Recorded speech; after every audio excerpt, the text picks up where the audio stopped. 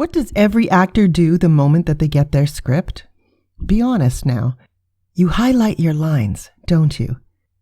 Let me explain why you shouldn't.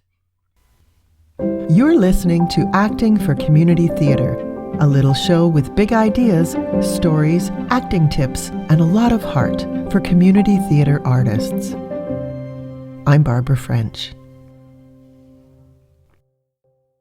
In an earlier episode, I advised actors to read some more, lots of scripts, to learn more about theatre, to get to know it better, in all its forms. But what about when you actually get cast in a role? Should your reading process be any different? Actors love to highlight their lines, and highlighting is a good thing, don't get me wrong. The problem is, actors often do it before they've even read the play. They want to know, understandably so, how many lines they have, how much work it will be to learn them, and how big is their part. Then they read the play, focusing mostly on their character. But when they do this, they miss an important phase of getting to know the play, the first impression. You will never get another chance at a first impression of the play, just like your audience.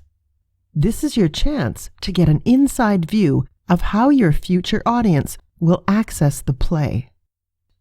This week, I'm going to outline the process for reading a script before you take on a role, assuming, of course, that you didn't read it before the audition.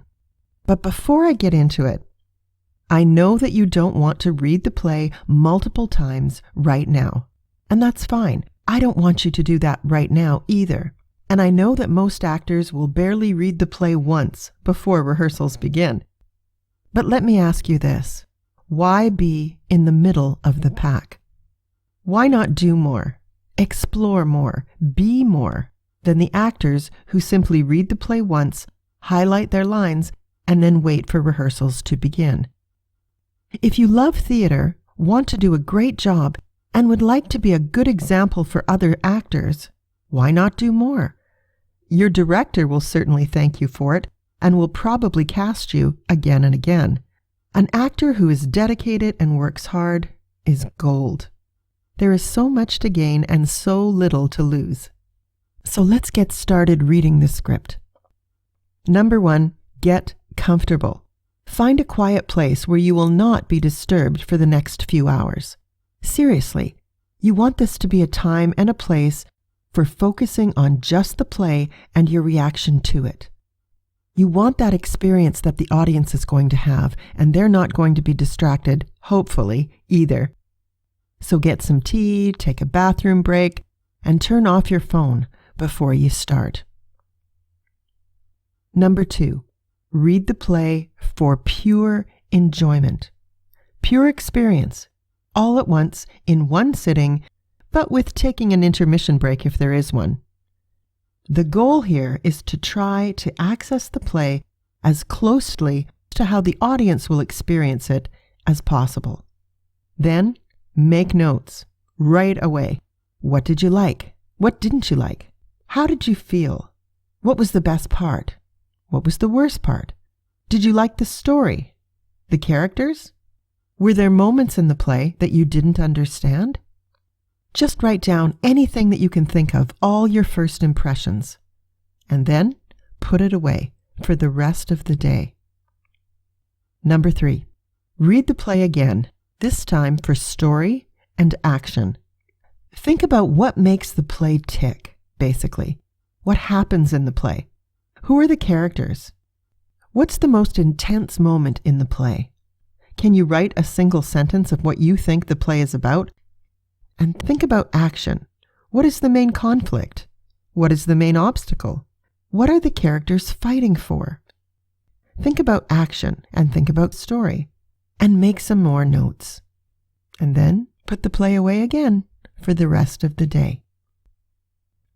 Number 4, read the play a third time, this time focusing more on your character and what he or she does and says. How does your character fit into the story? What are the given circumstances that they're working with?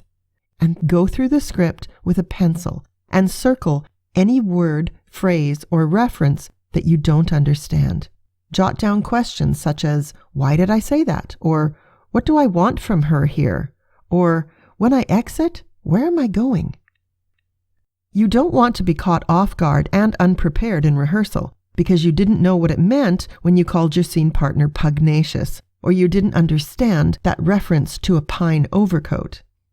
Actors should really do some form of script analysis and a thorough character sketch. It's just part of the process, the research that you do to understand the play more fully before you start.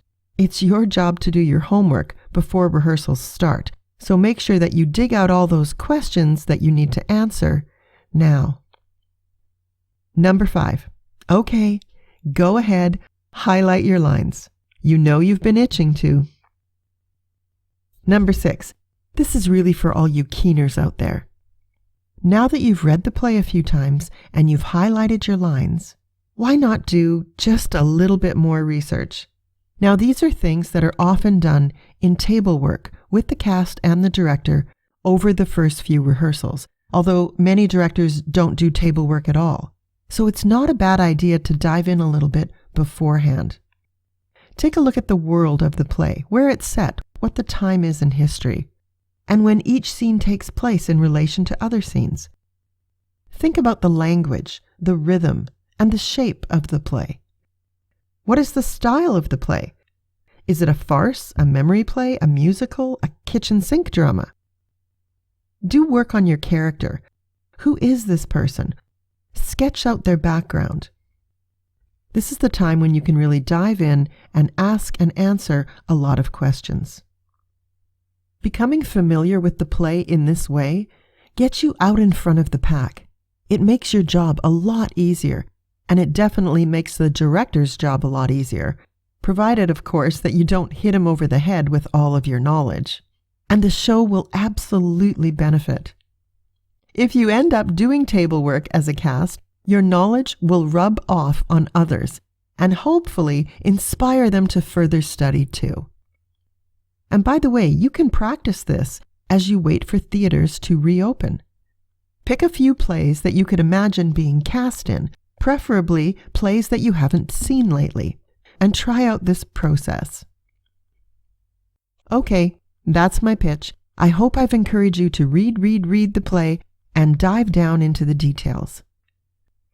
Please subscribe, share. I appreciate all of it. And remember, I can show you exactly how to go about doing things like exploring your character, breaking down a script, and honing in on the action of the play in my online course. So get on the email list to be notified when that's ready. For now, until next week, I'm Barbra French, and thanks for listening. Pick a few plays, and you could imagine, pick a few plays. Pick a few plays. Peter Piper picked a few plays. Pick a few plays you could imagine being cast in. Why was that so hard?